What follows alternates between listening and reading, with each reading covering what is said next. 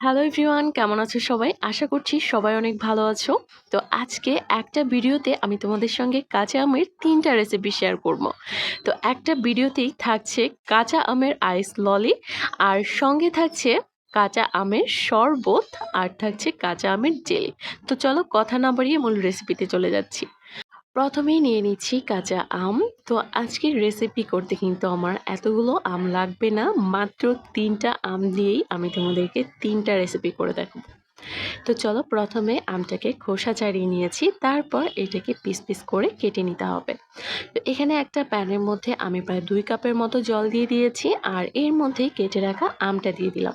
ঢাকনা দিয়ে ঢেকে এটাকে সিদ্ধ করে নিতে হবে ১০ মিনিটের মতো।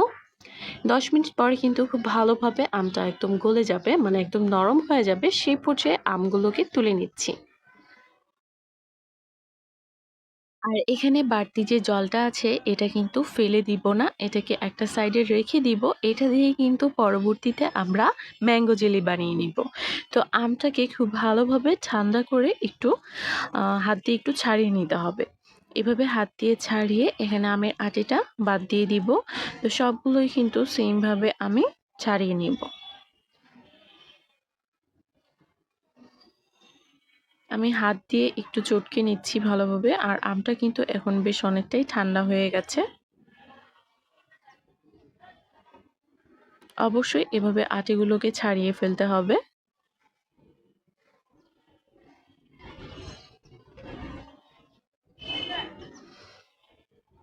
তো সবগুলো আটি আমি এখন একটা সাইডে রেখে দিচ্ছি।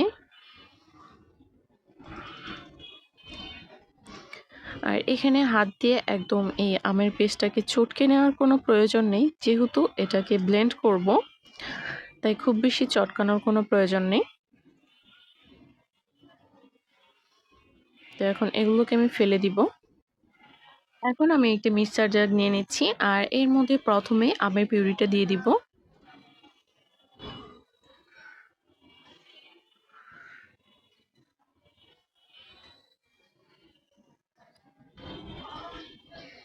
দেখো, মাত্র ৩টা আম দিয়ে কিন্তু অনেকটাই পিউরি হয়েছে।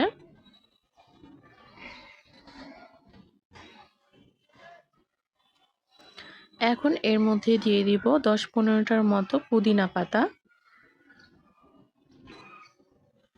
দিয়ে দিব হাফ কাপের মতো ধনিয়া পাতা,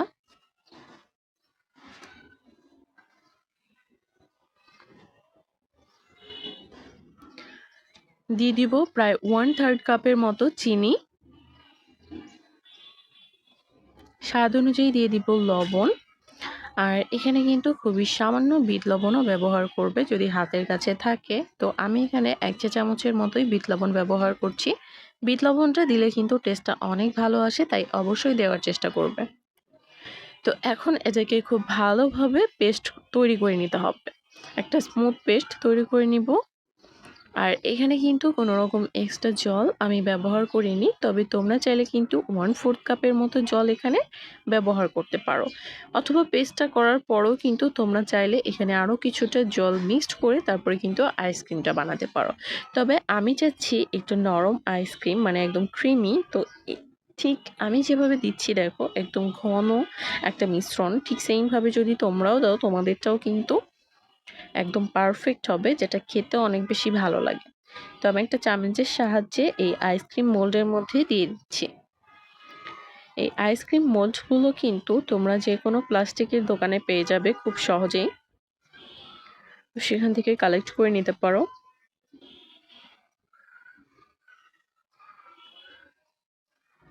তো আমি প্রত্যেকটাই কিন্তু দিয়ে দিচ্ছি।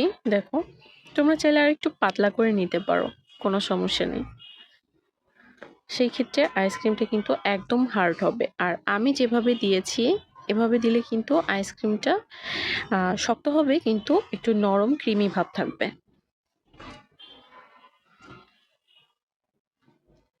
তো সবগুলো একদম ভর্তি করে নিয়েছি। একটু ট্যাপ ট্যাপ করে দিচ্ছি, বড় কোনো বাবলস থাকলে সেটা বের হয়ে যাবে। আর ওপর থেকে এখন কাঠিটা দিয়ে দিচ্ছি। এখানে যদি চাও তোমরা কিন্তু এখানে ফয়েল পেপার ব্যবহার করতে পারো, আর উপর থেকে আইসক্রিমের যে কাঠিগুলো থাকে ওইগুলোও দিতে পারো। আমি এখানে সরাসরি এই আইসক্রিম জারটার সঙ্গে যে মুখগুলো ছিল মানে উপরের যে কাঁচিগুলো ছিল এগুলোই কিন্তু ব্যবহার করেছি। তো আইসক্রিমটাকে আমি সেট হওয়ার জন্য রেখে দিব সারা রাতের জন্য। আর এইখানে যে পেস্টটা আমার বেঁচে গিয়েছে এটা কিন্তু আমি ফেলে দিব না। এখন এটা দিয়ে আমি বানিয়ে ফেলবো শরবত। খুবই মজাদার একটা কাঁচা আমের জুস বলতে পারো। এত বেশি মজার হয়। আইসক্রিমের থেকে কিন্তু এই জুসটা খেতেই আমার কাছে বেশি মজার লেগেছে। তো আইসক্রিমটা যদি বানাও অবশ্যই এভাবে একটু জুস তোমরা বানিয়ে দেখবে। একদম ঠান্ডা ঠান্ডা এখানে একটু বরফের টুকরা দিয়ে দিবে অথবা এটাকে তোমরা ফ্রিজে রেখে একটু ঠান্ডা করে নিতে পারো। খেতে কিন্তু আসলেই দুর্দান্ত হয়। তো আমি একটু ডেকোরেশনের জন্য সামান্য একটু লেমন দিয়ে দিচ্ছি পাশে। আর দিয়ে দিচ্ছি ২ টা আইস কিউব। এই অসাধারণ জুসটা একবার হলেও তোমরা বানিয়ে দেখবে। আশা করছি সবার কাছে ভালো লাগবে। তো এখন আমি তোমাদেরকে জেলিটা বানিয়ে দেখাচ্ছি। তো এখানে যে আম সিদ্ধ করা যে জলটা ছিল, এই জলটার মধ্যে আমি দিয়ে দিলাম চিনি 1/3 কাপের মতো। মানে যতটুকু পরিমাণ জল আছে ঠিক ততটাই কিন্তু এখানে চিনি দিতে হবে। আর এই সিদ্ধর জলটা কিন্তু খুবই ঘন, খুব বেশি জল দিলে কিন্তু হবে না। তো এটা একটু ঘন থাকতে হবে, মানে অল্প জল দিয়ে আম সিদ্ধ করতে হবে আমার মতো। তো এখানে আমি খুবই সামান্য একটু ফুড কালার দিয়ে দিয়েছি, গ্রিন ফুড কালার। তো নেড়ে চেড়ে এখন একটু জাল করে নিতে হবে। অবশ্যই কালারটা অল্প পরিমাণে দিবে। এখানে কালারটা আমার একটু বেশি পড়ে গেছে, যার কারণে কিন্তু একটা ডিপ ডিপ কালার চলে এসেছে। হালকা কালার দিলে দেখতে আরও বেশি সুন্দর লাগে। তো এটাকে আমি একটু ঘন করে জাল করে নিয়েছি। দেখো এরকম বলক আসছে। আর এই চিনির শিরাটা কিন্তু একদম আঠালো হয়ে যাবে। হাতে নিলে যখন একটা তার তার মনে হবে, একটু চিটচিটে একটা তার আসবে, সেই পর্যায়ে কিন্তু চুলাটা অফ করে এটাকে নামিয়ে ফেলতে হবে। তো আমি তোমাদেরকে হাতে নিয়ে একটু দেখাচ্ছি। দেখো এটা কিন্তু একটা তার তার দেখা যাচ্ছে, পাতলা একটা তার তার দেখা যাবে এভাবে। তো এই পর্যায়ে এটাকে চুলা থেকে নামিয়ে ফেলতে হবে। আমি একটা কাচের জারের মধ্যে নিয়ে নিচ্ছি। আর যেহেতু মাত্র ৩টা আম, তাই জেলির পরিমাণটাও কিন্তু খুবই কম হয়েছে। তো তোমরা যদি এই জেলিটা আরও বেশি করে বানাতে চাও তাহলে কিন্তু যে আমসত্ত্ব বানাও, অনেকটা পরিমাণে যারা আমসত্ত্ব বানায় তারা কিন্তু আম সিদ্ধ করার পরে সেই জলটা দিয়ে একটু বেশি করে জেলি বানিয়ে ফেলতে পারো। তো এই জেলিটা খেতে জাস্ট অসম্ভব মজার হয়, কোনো তুলনাই হয় না। আমি তোমাদেরকে বলে বোঝাতে পারবো না। তো এখন আমার হাতের কাছে পাউরুটি নেই, আমি তোমাদেরকে পাউরুটি দিয়ে দেখাতে পারছি না।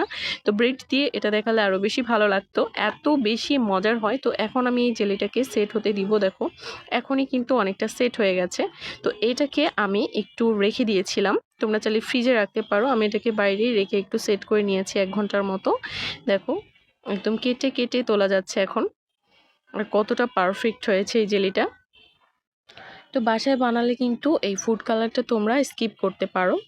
তো আমি জাস্ট যেহেতু ভিডিও করছি দেখার সৌন্দর্যের কারণে কিন্তু ফুড কালারটা দিচ্ছি। তবে বাসায় বানালে বাসার জন্য অবশ্যই ফুড কালারটা স্কিপ করবে, এটা কিন্তু বাচ্চাদের জন্য ভালো হবে। তো জেলিটা আমার একদম ডান। এখন আমি তোমাদেরকে আইসক্রিমের ফাইনাল লুকটা একটু দেখিয়ে দিব। দেখো ফ্রিজ থেকে বের করে নিয়েছে একদম ঠান্ডা ঠান্ডা আইসক্রিম। তো সরাসরি কিন্তু এটাকে বের করতে যাব না, তাহলে কিন্তু মোল্ড আউট হবে না।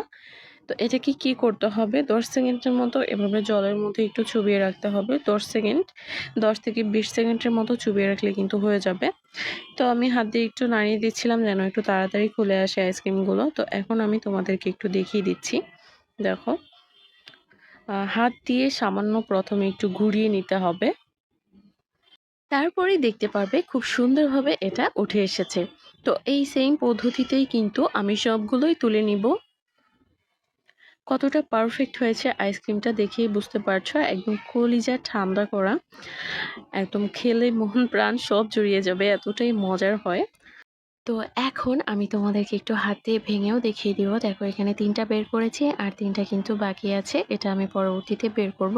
আর ভিডিওটা যদি তোমাদের কাছে কোনো অংশে একটু ভালো লেগে থাকে চ্যানেলটি সাবস্ক্রাইব করে পাশেই থাকবে। আর যারা অলরেডি করেছো তাদেরকে অসংখ্য ধন্যবাদ। দেখো কতটা সুন্দর হয়েছে আইসক্রিমটা, খেতেও কিন্তু দুর্দান্ত হয়েছে।